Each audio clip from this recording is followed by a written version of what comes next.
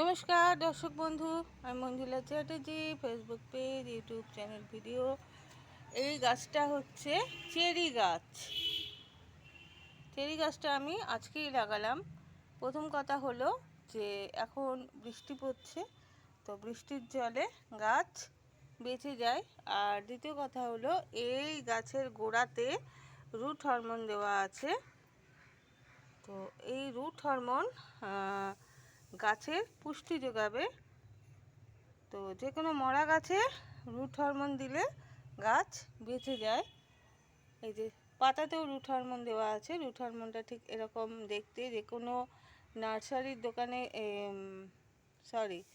যে কোনো আপনারা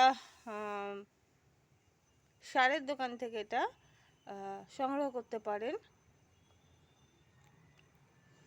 সব জায়গাতেই মোটামুটি রুট হরমোন দেওয়া আছে পাতার পুষ্টি এবং গোড়ার শিকড় বেরোনোর জন্য।